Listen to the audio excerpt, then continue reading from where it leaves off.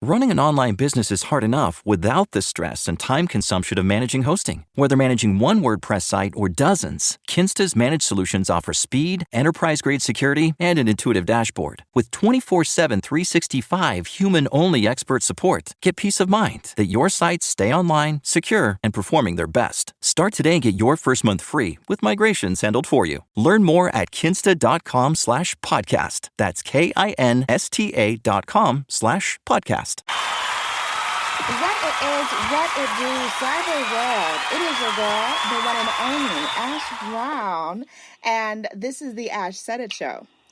Over 1,900 episodes, 500,000 streams since 2014. None of this is possible without you guys, so I thank you so very, very much. Today, we are joined by a very inspirational and just lively and loving person. I've got the wonderful motivational speaker and CEO of the Das Media Group, the wonderful Shinjini Das. Hi, Shinjini. Hi, Ash. How are you? I'm so happy to be here. Thank you so much for joining us. We certainly appreciate it. I know you're a busy lady. There's a lot of stuff out there for you. I see you. Wow. Likewise. Absolutely. So, to start things off, how did things start off with the Das Media Group? Totally, Ash. So I have a background in industrial engineering from Georgia Tech. So I know right before we started recording, we both bonded over, being in Atlanta. Yes. And I know for me, I grew up in Alpharetta.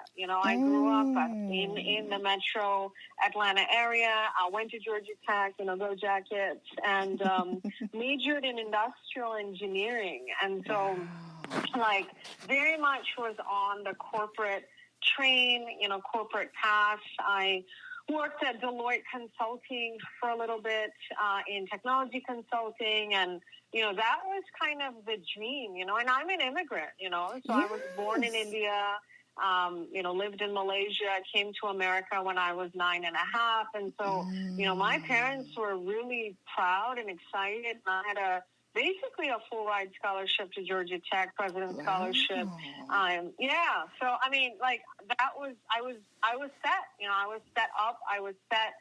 But I think somewhere, I just didn't enjoy, what I was doing, and I felt like I didn't have full, control over my voice. I mean, and which again, this is nothing against any company or any person. I just think that is the establishment, because I have very positive, feedback on everyone that I worked with and that I knew, and a lot of them still, are in touch with me to this day. But, that's when I really had to kind of make that decision that it's not you, it's me. I have to do me. It's nothing against them. As you know, it's one of the best companies in the world. I think at the time it was the number one employer, first job, meaning after graduation, the best first job company at the time.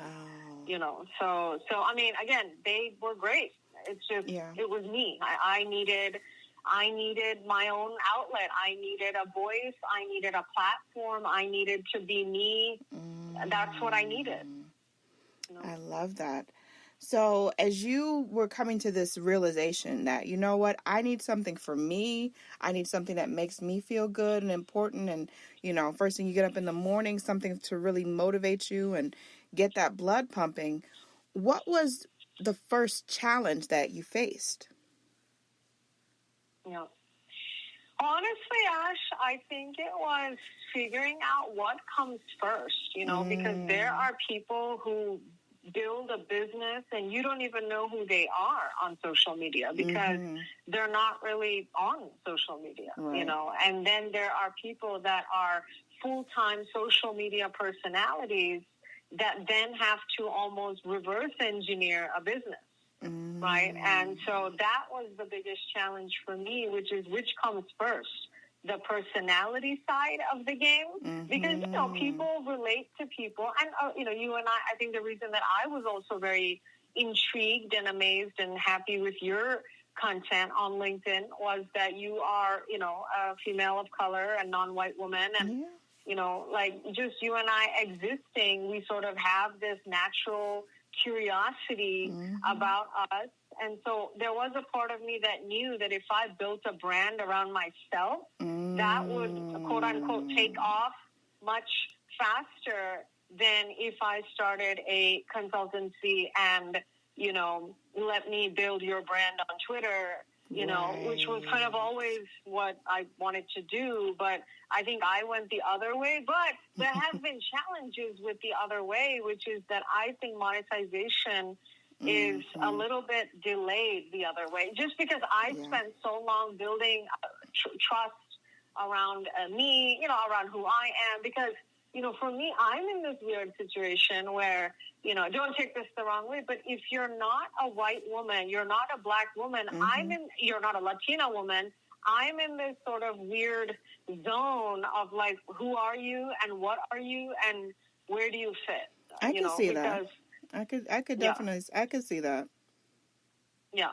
Because I'm not in, the sort of quintessential female industry of like, I'm not selling makeup, I'm not. So like,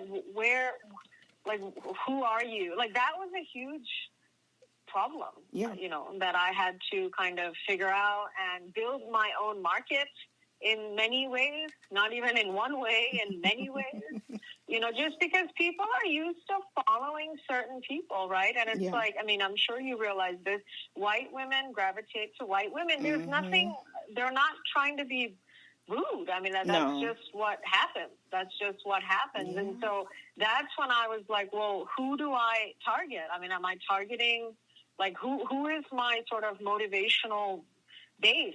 So just all of that was really difficult. And then, of course, not to mention, you do have to think about money. But I think I spent so much time building a brand around myself that I feel like I'm only now really thinking about real money. Yeah, it's a challenge. It really is a big challenge. And I was even talking to another colleague of mine who has been in, likewise in our industry, woman of color. And she basically just closed the door on everything that she was doing. And she'd been doing it for at least way longer than I've been doing it. So she's probably was doing it for like maybe 15 or some years. But the way that metrics and the way that analytics are going with social media marketing, it's becoming more and more challenging to monetize. I'm definitely feeling that even with my shows, I love doing it and it's a passion project of mine, but I'm not getting a whole bunch of money, if any, from doing the shows, in all honesty. Just being transparent. Like, this is a passion project for me. I love talking to women such as yourselves that you had this idea, you had this goal in mind, and you went for it. And because you went for it, guess what? All these other people are inspired by what you're doing. Whether they do something similar or not, seeing you do it, and it inspires other people. And I love highlighting women like yourself that are just, you're going by your own rule books. You're not listening to the patriarchy. You are going by your standards. And I love that. And that's why I do this show. That's why I've continued to do this show. Is simply from, getting those stories. But social media is definitely not what it should be. And the online marketing circuit, it's downright disgraceful at times. It really is. It is. It is. And I think that, it takes a lot of time to figure out your niche, to figure out where you belong, to figure out, what's working, what's not working. And I think for me, something that I've realized is, just today I started this new, Monday Motivation audio training series on LinkedIn. So many people who were at the training, Ash, messaged me later and said that was their first time joining a LinkedIn audio event, period. And so you see what I'm saying? So I think my audience, and it's not that I've tried to make this happen. It is just what has happened, which is my audience very much is that taking that first step community, right? So what I say is helping dreamers become go-getters. And so it's very interesting that, you know, because I am in such a minority of like me being who I am and having the skills that I have and, you know, seeking media, engineering, whatever. It's funny how my audience is also like that, you know, like they feel like they're misfits. They feel like they don't belong. So I'm all this to say, I'm actually very encouraged now. I was just thinking about this the other day that, you know, would it have been nice to be sort of a 6-figure, 7-figure media company year 1, year 2? Because a lot of the stories and, you know, online articles that I read about even female founded media companies, I don't even want to say that they're male because they're not. They're female founded. Just incredible, like financial success. Year 1, year 2, you know, they produce podcasts, they produce this. I think because I have taken the much sort of gradual and slower route, frankly, to scaled monetization, I think that, you know, I'm a lot better now. Like literally, I was just thinking about this the other day. I just know a lot more. You know, I know now that if I have to approach brands for sponsorships, and I already know who's going to be a good fit. I know who's not a good use of my time, frankly, right? I know which speaking engagements will work. I know which are, again, not a good use of my time. And I think I've actually like really leaned into like my value, you know? And so all this to say, because I think I had some angst around like, well, they're making so much money and they're 2 years in, like, why can't I do that? Like, why can't we do that, right? And so, but when you look at their like brand, it is nowhere near what I've built for myself. So it is this idea that like I've spent so much time building up, like it's called Speaker Shinjini across all social media platforms, that now I'm sort of looking at this like exponential path to monetization, whereas some of my female peer-led media companies, I think they're sort of reaching this plateau, right? Because they've like exploded so fast and, you know, and also like not to be rude, but how many more podcasts or whatever does the world, I mean, does the world really need? You know? Like, you know, so it is this, so it's funny how now I'm actually seeing like, you're going to see that we're going to be in the same place. Oh, yeah. You know, because this year I am just picking up like crazy. Things are moving like crazy. You know, they're posting numbers like, oh, $5 million company. And it's just crazy how I think we can actually be on that trajectory a lot faster now. Yeah. Like, I thought I was behind. All this to say, for a few years, I thought I was like, I don't know where this is going. You know, I'm helping clients build their brands. You obviously need a bazillion leads for you to make that kind of money, right? For you to charge big retainers, for you to keep clients long, all of that stuff. I mean, you just need a lot of options. You know, my close rate is really high and all of that, but I just need more leads. I just need more options. And so all this to say, I think now, like, I mean, for anybody listening, what I'm trying to say is, you know, it doesn't matter which way you go. That's what I'm trying to say, right? So there are people who monetize like crazy day one, and then after you sell 50,000 ebooks, I think a lot of them are like, what now, right? Whereas I've gone the other way, which is I've just built this free community, really, of go-getters on social media. And now I'm actually looking at so many options of what is possible. I mean, I could be contracted for webinars by companies. You know, we could have, you know, I don't know, like subscription programs for go-getters. I mean, there's just so many different pieces that I can pull, and I feel like I'm in that situation only because I've spent time building the brand and really just delivering value versus trying to extract cash from every single person every single day, like some other people. You know what I'm saying? Yeah. Oh, we've seen it. Trust me. We've seen all those ads. It's not even that they're burning. It's not that they're burning, but it's that now I'm just getting the feeling that, you know, some of them are like, okay, we've sold to Netflix, we've sold podcasts. Like, now what? What does a media company do now? That's the feeling that I'm getting from some of my peers. Because I follow the Forbes 30 under 30 media list pretty extensively, and I, watch what they're doing, and young women, a lot of young women. Yeah. Actually. I mean, I've seen several who are on that list. So. Yeah, I mean, I've seen several women, just media personalities that were just hot as fire. They had all these things. They had all these ebooks and these courses. And one of them came out like the end of last year and was like, I'm burnt out. I can't do this anymore. I think she left the country and she went to like Bali or something. Like she just was like, and you can't blame her, actually. No, I absolutely not. Absolutely not. But when the bottom falls out on it and then it becomes inauthentic and people aren't really, they're not offering a real service, or they're not offering something, they're not offering longevity. They're not offering longevity. They're just, like you said, it's the quick cash. It's the, the 100,000 followers, but they're not offering anything of substance. And then eventually the bottom is going to let out.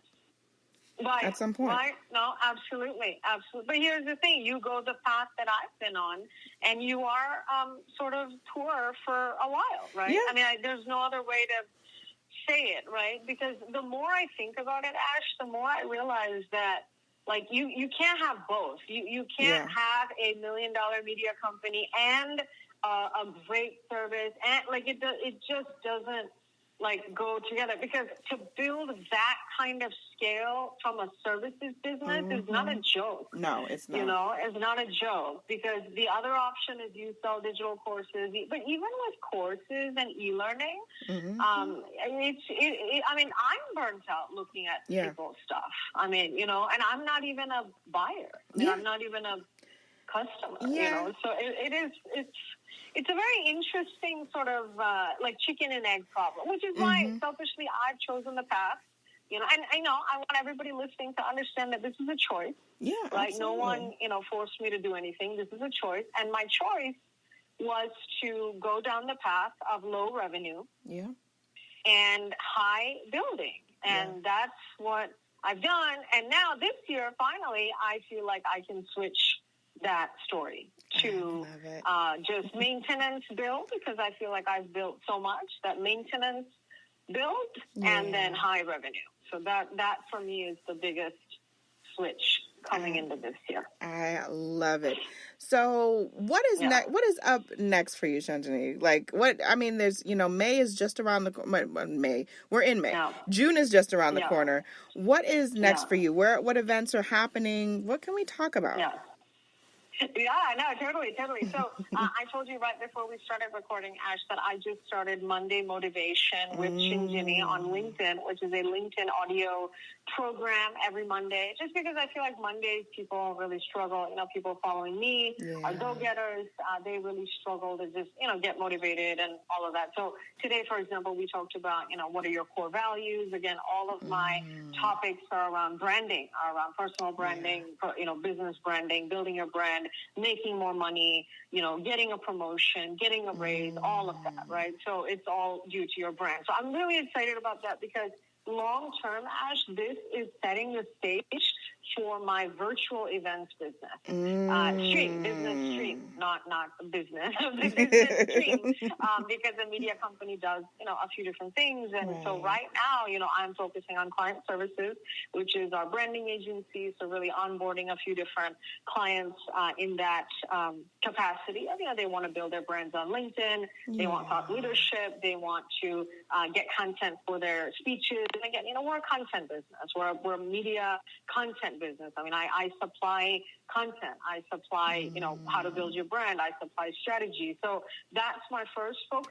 The second is digital motivational products. And so I have a few different things that I want to roll out there for kind of that small business community, trainings, more along that space. And then moving into number 3, I would say motivational speaking is something that I'm very excited to get back out into the world on in terms of in person, and start booking more, speaking engagements, basically, whether that's schools, colleges, companies, kind of getting back out on these streets. And then number 4 and 5 is like live events and virtual events. So today is a really big day for me in that way, because it is the start of a very consistent, free for now, virtual event schedule.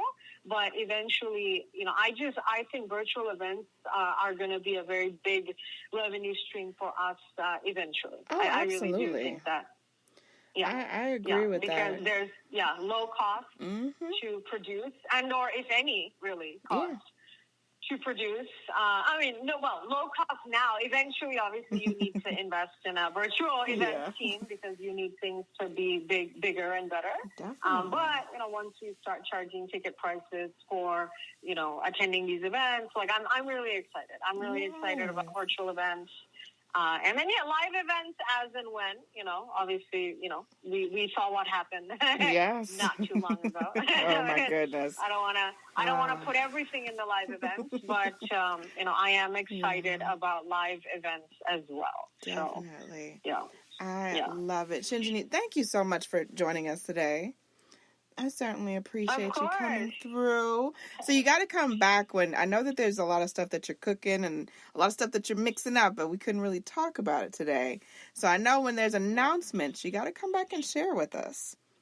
I would personally appreciate that. Absolutely, Ash. And for those of you listening, I just want to clarify that all of our events, just everything that we do and produce and are a part of, Ash, is to help you be a go-getter, because I know a lot of people listening may not be familiar with me or the brand or, what we're doing. And so I just want to clarify that if you come to our virtual events, it is about helping you be a go-getter, right? Which is sort of, mindset training. It's, how to make more money. It's how do I lose weight like a go-getter? I mean, it is a self-improvement, motivational brand for all parts of your life. The people who follow me are interested, Ash, in self-improvement, which is a multi-billion-dollar industry, right? And they're looking for personalized solutions. And so the ideas that I have for like virtual events are like panel discussions, right? About how to be a Black entrepreneur who raises, X amount of fundraising dollars, and just, like give people the plan, like give people action items, because I just feel like that's missing in the media, like we'll see an article about this one, Black entrepreneur who's raised this much money, but between you and me, we know that there's no one else. Like that's the only person. Yeah. And I think that's not like fair. That's not good. Like we need to let other people achieve that also. Right. It can't just be this one person who's successful and everyone else is poor. Yeah. That's so crazy. I think something I just want to clarify, because some people listening may be like, what is this event? Like what are the events about? So everything is about how to be a go-getter, and each event will, like today was about core values. What are your core values? Next week, I don't know. I'm still figuring it out. But everything is brand related, and it is designed to help you make more money. I mean, that's what my community wants. They want more money. I mean, they need to, make more money. So everything is like a go-getter. So in case somebody's like, what is this about? What Yeah. And Shinjini, where do they need to go to get some more information and to connect with you? Sure. So right now, I would say, Ash, just follow me on social media. I'm on all the platforms except TikTok. I don't have a TikTok. We gotta work on that, Shinjini. But everything else is Speaker Shinjini. That's SpeakerShinjini. So motivational speaker Shinjini. Again, just super happy to help you be a go-getter, right, in every area of your life. I absolutely love it. Shinjini, thank you so much. We certainly appreciate you. Oh, thank you.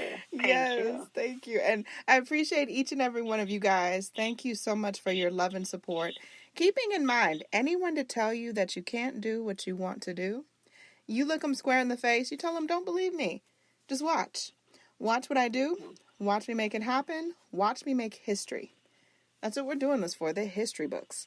Social media is nice, but real life is so much better. Until next time, you guys.